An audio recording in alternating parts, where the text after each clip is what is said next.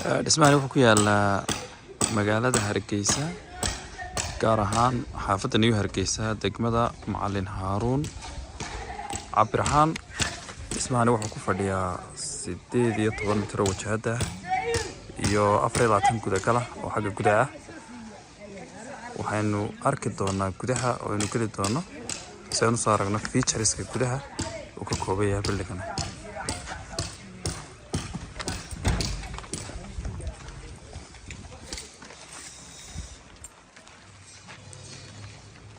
Adam ayuran roobka bayna urtee khayr barka insha Allah. Marka gudaha la soo galo dhismahan saas uu samaysan yahay marka dhulkan wuxuu noqon doonaa dhul barxada. Halkan waxa ku jirta barkad qaad karta ilaa 50 foosto. Halkan waa barandihii guriga la iskaga leersanayay la fariisanayay. halkaas raayadna wax weeyaan parkinkii gaariga uu galayay.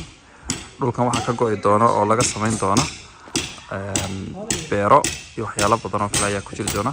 Qolkaasi waa qolkii washmaanka dukaanna waa loo isticmaali karaa.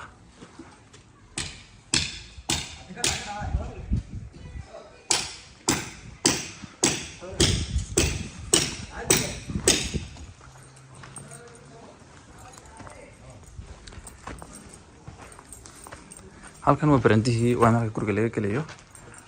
Nimanka wax shaqadii marmarka ayaa socota oo ma sii dhaafi kara halka. Laakiin gurigan gudihiisa wuxuu ka kooban yahay 5 qolo hurdo ah, 2 suuli, fadhiyo cunto iyo waliba family area ama dhul fadhiya oo isaguna daarada ku yaala marka sida loo yara laabto ku yaala. Wuxuu leeyahay decorationka ceiling ama polish ceiling-ka ayuu leeyahay. sidoo kale fadhiga oo aan wali laga shaqeyn taynagna saas uu sameeyay saas uu soo bixi doona. dhinaca waxa ku yaala fadhiga marka albaabka laga baxo loo geliyo surface-kii oo ka kooban isaguna kitchadii iyo laundry-gii iyo qol hurdo ah iyo store iyo suuli ka kooban ayaa xagga iyaguna ku jira oo guriga dhinaciisa oo leh access albaab looga baxo guriga oo soo loo galo.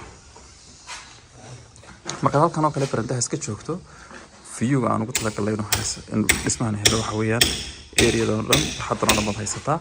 beero ayaa laga jari doonaa, parking iyo beero ayuu isku jiri doonaa haddii Allah insha Allah taala dhul cagaaran haddii Allah dhismaha waxaan rajaynaynaa dhawaan inuu dhamaado insha Allah waana arki doontaan sidoo uu dhamaado insha Allah.